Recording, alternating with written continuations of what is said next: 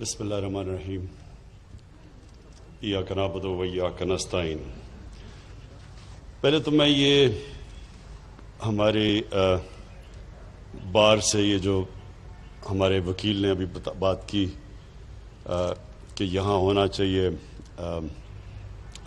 High court Faisal آباد میں بالکل آپ سے متفق ہوں، ہر ڈویژن کے اندر ہونا چاہیے۔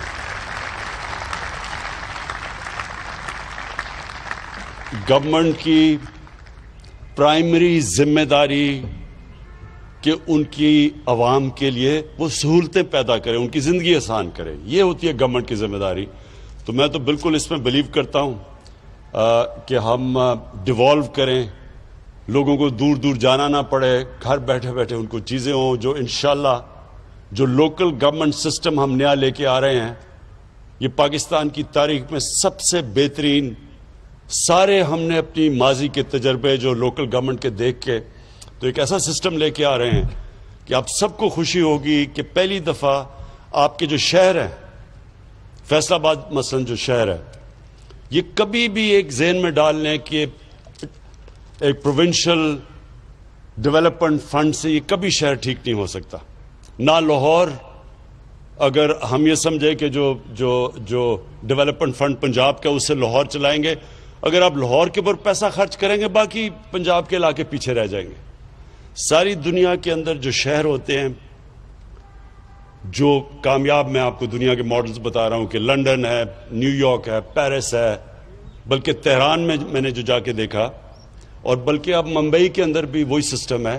سب شہروں کے اپنے، اب وہ شہر اس طرح چلتا ہے جس طرح ایک ملک چل رہا ہے، اس کا اپنا میئر ہوتا ہے، الیکٹڈ میئر ہوتا ہے، جس طرح لنڈن کا میئر الیکٹڈ ہے، اس کی پھر پوری کیبنٹ ہوتی ہے، تو سارے لنڈن کے مسئلے لنڈن میں حل ہوتے ہیں اور وہ پھر اپنے پیسے اکٹھے کرتا ہے۔ اب فیصل آباد جیسا شہر پاکستان کا امیر ترین شہر ہے، لیکن اس کو ڈیپینڈ کرنا پڑتا ہے پنجاب سے۔ جب گورنمنٹ سے پیسے آئیں گے تو تب سڑکیں ٹھیک کریں گی، تب ہاسپٹل بنیں گے، تب یونیورسٹی بنے گی۔ ایسے ماڈرن سٹیز نہیں چلتی۔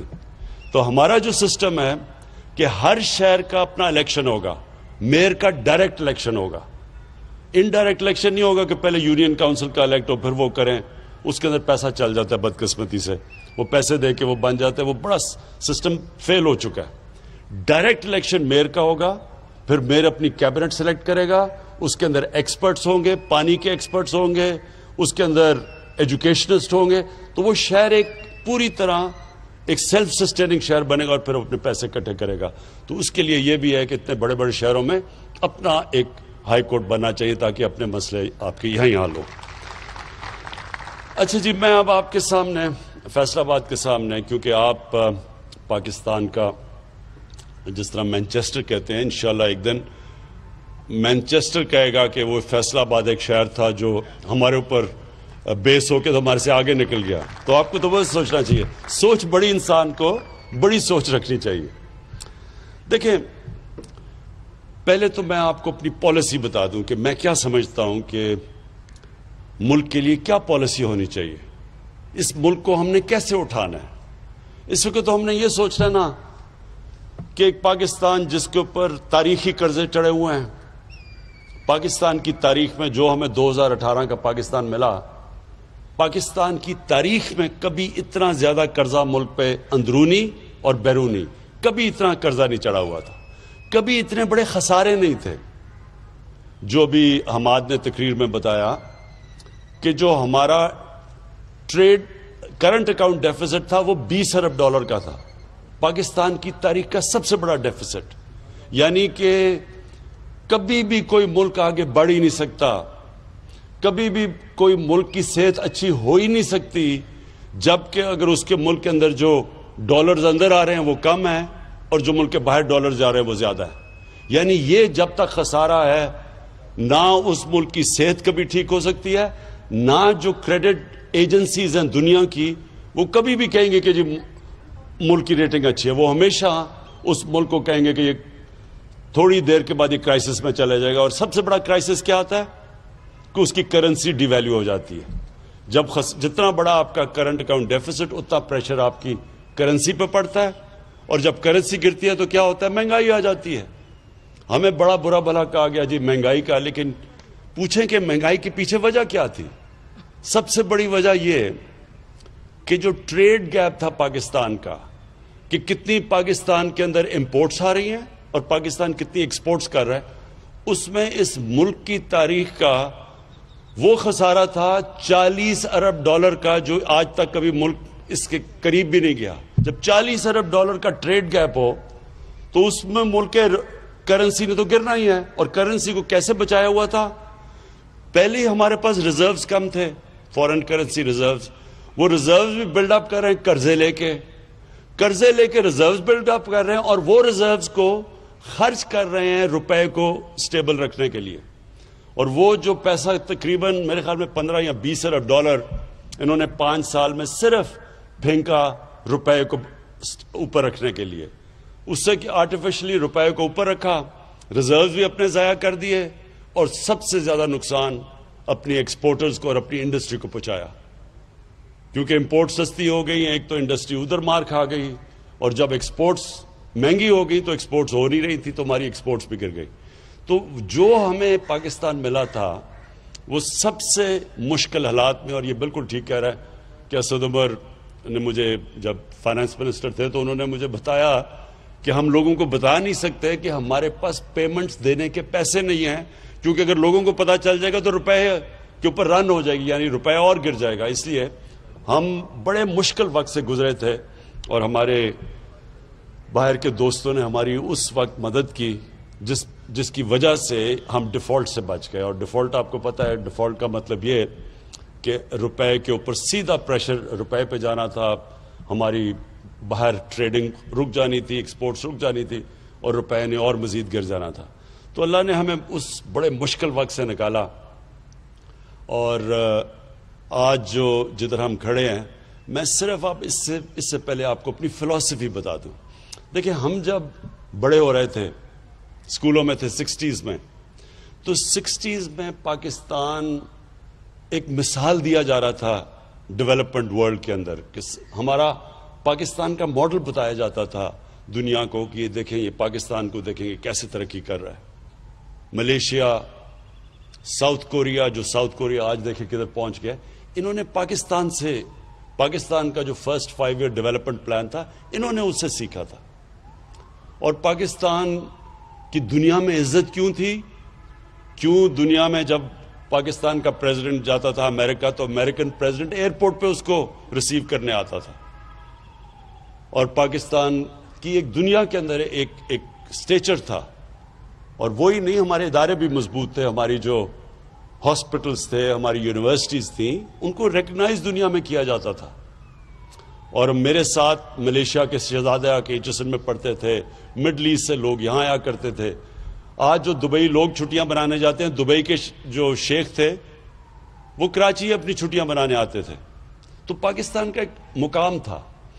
ہم کیسے نیچے آئے، یہ بڑی دکھ بھری کہانی ہے، لیکن اس کی ایک بہت بڑی وجہ میں آپ کو بتاتا ہوں کہ ان دنوں میں رائٹ لیفٹ کی پالیٹکس تھی. ان دنوں میں کولڈ وار پیک پہ تھی. پاکستان میں ایک پوری لیفٹسٹ موومنٹ چلی ہوئی تھی، سوشلسٹ موومنٹ.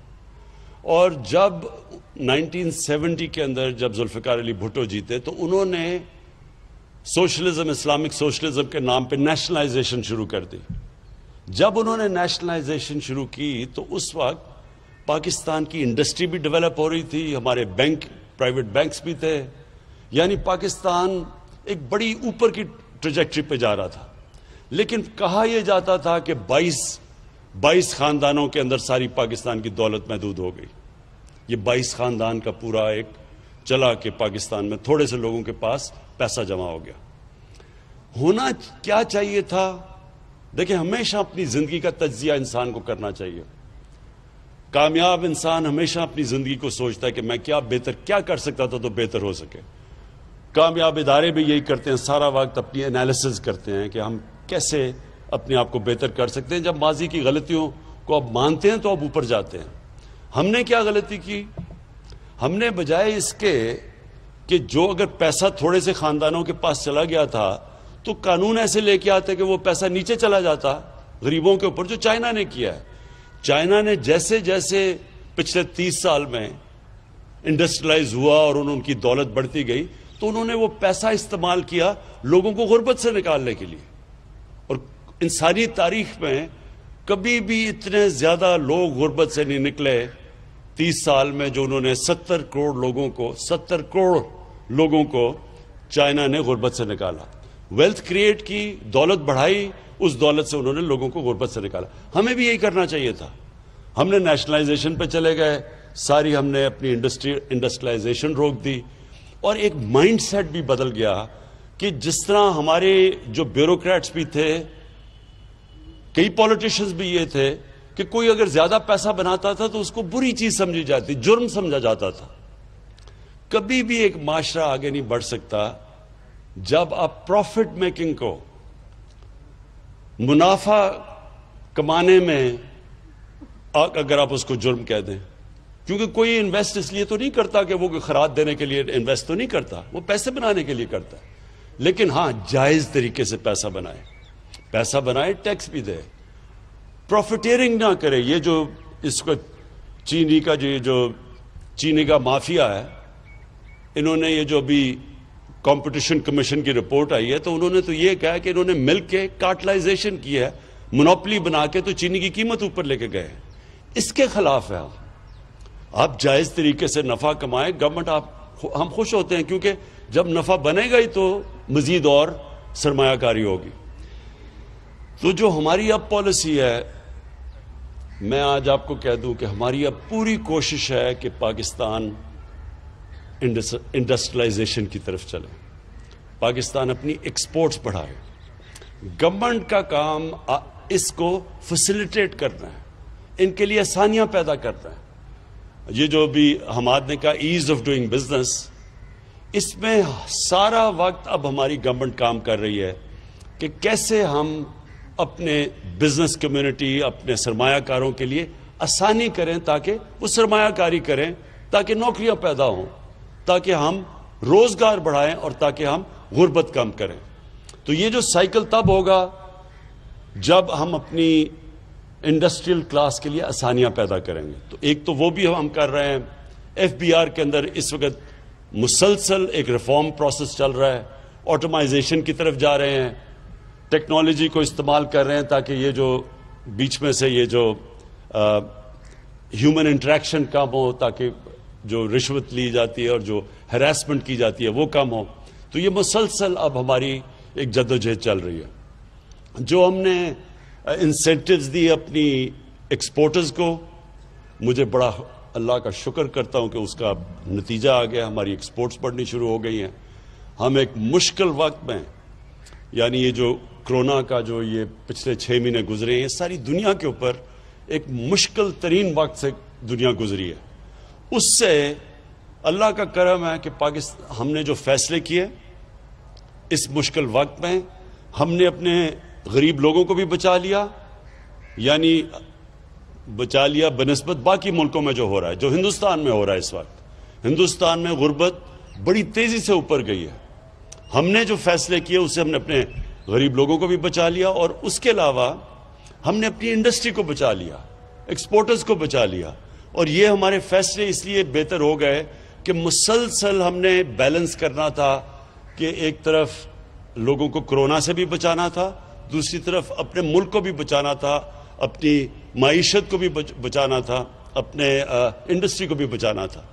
تو یہ اس کے لیے میں اپنی ٹیم کو خراج تحسین پیش کرتا ہوں. جو کرونا کی ہماری جو NCOC بنی ہوئی تھی، مسلسل ہمیں انہوں نے ایکسپرٹس کے ساتھ مسلسل ہمیں فیڈ بیک دیتے رہے، اس کے لیے ہمارے فیصلے اچھے ہوئے. دوسری طرف حماد کو اور اکنامک ٹیم کو میں خراج تحسین پیش کرتا ہوں کہ انہوں نے بھی سارا وقت سوچا کہ انڈسٹری کو نقصان نہ ہو، کیسے اپنے لیبر کو بھی وہ رکھ سکیں، اور ان کے لیے انہوں نے فیسلٹیز پیدا کی. اسٹیٹ بینک گورنر، اس نے بڑا زبردست کام کیا. مسلسل کوشش کرتے رہے، میٹنگز ہماری ہوتی رہی، ہم اپنی بزنس کو، اپنے لیبر کو بچاتے گئے. تو اس لیے آج یہ ٹھیک کہتے ہیں حماد کہ WHO نے، ورلڈ ہیلتھ آرگنائزیشن نے آج پاکستان کی مثال دی ہے کہ وہ چند ملکوں میں سے جنہوں نے سب سے بہترین نیویگیٹ کیا کرونا کے دنوں میں۔ ویسے میں یہ ضرور کہہ دوں کہ ابھی ایک سیکنڈ ویو آ رہا ہے، ہم دیکھ رہے ہیں کہ کیسز پھر سے بڑھ رہے ہیں، اور اس لیے آج ہم نے یہ باہر چھوٹی فنکشن کی اور 300 لوگوں سے زیادہ فنکشن نہیں ہے، اور میں جنہوں نے نہیں ماسک پہنے ہوئے میں سب کو کہوں گا کہ پلیز یہ ماسک پہنیں، کیونکہ یہ اللہ نے ایک دفعہ ہمیں بچا لیا ہے۔ احتیاط کر کے ہم کوئی چانس نہ لیں کہ ہماری اگر یہ خدا نہ خواستہ تیزی سے اگر یہ پھیل گئی اور ہمارے ہاسپٹلس پہ پریشر پڑ گیا تو ہمیں پرابلمز آئیں گے پھر اکانومی کے اوپر اور پھر غربت کے اوپر۔ تو اپنی میں انڈسٹری کو آخر میں جو آپ کو آج خاص طور پہ یہاں آیا، ایک تو مجھے بڑی خوشی تھی کہ میں جب یہاں الیکشن سے پہلے آیا تھا تو پاور لومز بند ہو رہی تھیں، کئی فیکٹریاں بند ہو رہی تھیں اور وہ ریل اسٹیٹ کی طرف جا رہی تھیں، اور بڑا مشکل حالات تھے فیصل آباد کے۔ تو مجھے بڑی خوشی تھی آج جب میں نے اپنے یہ ایم پیز اور ایم این اے سے پتہ چلوایا، انہوں نے کہا جی آج کل لیبر نہیں مل رہی ٹیکسٹائل کی، تو مجھے بڑی خوشی ہوئی اس چیز کی کہ شکر ہے ہماری روزگار بڑھ رہا ہے۔ مجھے ایک اور بھی میٹنگز کے اندر بڑی اچھی بات آج سجیشن دیا گیا، اور میں اپنے چیف منسٹر کو یہ کہوں گا کہ ہمیں اب سکلز، ٹیکسٹائل سکلز کے لیے انسٹیٹیوٹس بنانی ہیں تاکہ ان کو ٹریننگ کروائیں، کیونکہ آپ کو ویلیو ایڈنگ کے لیے بھی آپ کو لیبر چاہیے، تو وہ لیبر کے لیے اس کے لیے کیونکہ جو سکل ٹیکسٹائل کا اب جو لیبر ہے، جو ورکر ہے، وہ اب اس کی ڈیمانڈ بڑھ گئی ہے اور وہ مل نہیں رہا، تو اس لیے ہمیں اس کو بھی کرنا چاہیے، کیونکہ انشاءاللہ ہم جیسے جیسے ہماری ایکسپورٹس بڑھیں گی، اور میں آپ کی جس طرح حماد نے بھی آپ سے سب سے اپیل کی کہ مزید اور آپ انویسٹمنٹ کریں، اور انویسٹمنٹ اس سوچ سے کریں اور بے فکر ہو کے کریں کہ یہ اب آپ کے پاس ایسی گورنمنٹ آئی ہے جس کا کام ہے آپ کے مسئلے حل کرنا، جو ایسی گورنمنٹ آئی ہے جس نے آپ کے لیے ایک سٹیبلٹی دینی ہے، ایک ایسی پریڈکٹیبلٹی دینی ہے کہ آپ جو بھی اپنی انویسٹمنٹ کریں آپ کو یہ فکر نہ ہو کہ ایک دم کوئی ایسی پالیسی چینج ہوگی جو ایک دم آپ کی انڈسٹری کو افیکٹ کرے گی۔ ہمارا کام ہے آپ کی انڈسٹری کی مدد کرنا، کیونکہ اس سے ایک آپ روزگار لوگوں کو دیں گے، اور دوسرا ویلتھ کریٹ کریں گے۔ ملک میں جتنی آپ دولت بڑھتی جائے گی، ملک میں آسانی ہوگی اپنے قرضے واپس کرنے میں۔